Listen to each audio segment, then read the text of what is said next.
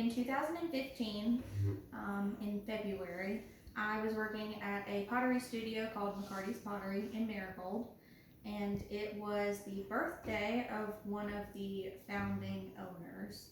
His name is Lee McCarty, and on his birthday, he woke up that morning, and as we were getting the studio ready to open for customers for the day, he was playing on a small piano in his apartment, which was the hayloft over the barn that the studio was housed in. And as he played on the piano, our customers would come in and shop, and they would come to check out with me at the register, and they'd hear him playing, and they'd ask, "What's going on here? Who's playing the piano?" And I would tell them that that was Mr. McCarty, the person that made all of their pottery, basically. And every once in a while, Mr. McCarty was 93 at this point, he would start along with a new song and he'd hit a false key, and you would hear him over the register stamp his foot and say, "Damn." And all of our customers had the best reaction to that. They went, "Who's that?" And that was Mr. McCarty. And that's a good example of what kind of character Mr. McCarty had. It just kind of shows how cool he was. So McCarty's Pottery got its start basically in 1954 in Marigold. Mr. McCarty Lee was married to Mrs. McCarty, who was called Pup. She didn't give out her actual name. And they met and were married and went to school together at Oxford, where they found their love for McCarty's Pottery.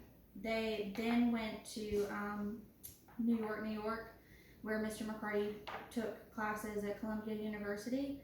And before they got the chance to decide whether or not they wanted to go to art school together in California, they were given the barn in Marigold, where they got to open up their pottery studio, and it has been open since 1954.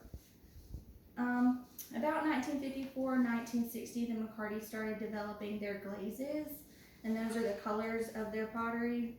So today we have three main colors: the nutmeg, the jade, and the blue. Nutmeg is kind of a warm brown, and then jade is kind of a turquoisey green, and then cobalt blue is cobalt blue. But they played with a lot of different glazes that were really neat, and so some of the vintage pieces that are signed Marigold Miss are done in different colors, and they're really cool to see. They're really good to add to your collection if you ever get the chance to. And in that same period, around 1970, they started using what we call the river, which is a black wavy line that you see on a lot of their pieces, and that's their representation of the Mississippi River, since we use all native Mississippi clay. It's kind of neat to see that. They, from 54 to about 1992, were shown in a lot of different museum exhibits. And in 1996, they actually were given the Lifetime Achievement Award by the Mississippi Institute of Arts and Letters.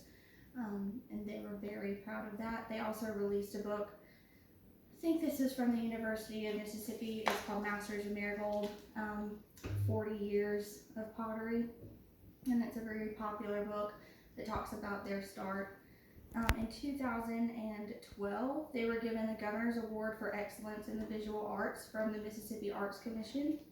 And they were also inducted into the Smithsonian Institution's Archive of American Gardens.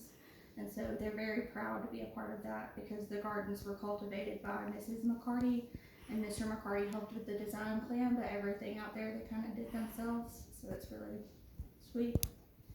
They also were inducted into the Ole Miss Alumni Hall of Fame, which Mr. McCarty was very proud of, and into the Mississippi Museum of Art in their permanent collection. So when you go to the MS Museum of Art, you get to see all of their stuff. It's kind of neat, the different pieces. In 1998, Mr. and Mrs. McCarty's two godsons, Jamie and Stephen Smith, Lee asked if they would return to help them run their business, and so they did.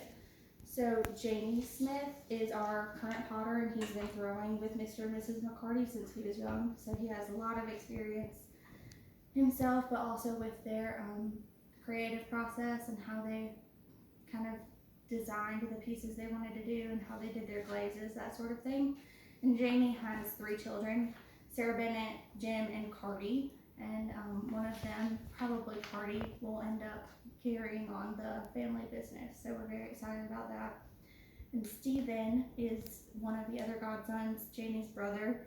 He runs the business side of everything. So he handles all of the business at the McCarty Pottery Studio, our gallery restaurant, and the art gallery downtown. As of 2019, we have pieces in the UNESCO offices in Paris, France, and in the Hamelin Museum in Germany. We also have a piece or two, I think it's 2 pieces in the Smithsonian Institution in DC, which is really cool. And we're featured as a Blues Trail site, so that's really neat.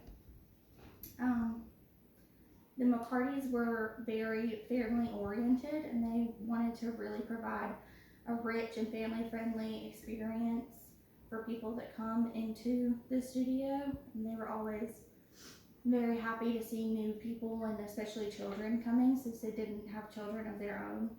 And so each child would be given a little bluebird called a Bluebird of Happiness as a gift for their first piece of McCarty's pottery, to kind of start them on their collection and to kind of promote the arts in a way.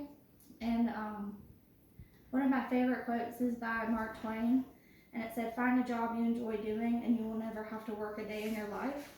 And I feel like Mr. and Mrs. McCarty really did that. They really got to enjoy their time together and their time as artists, and they never really had to work very hard.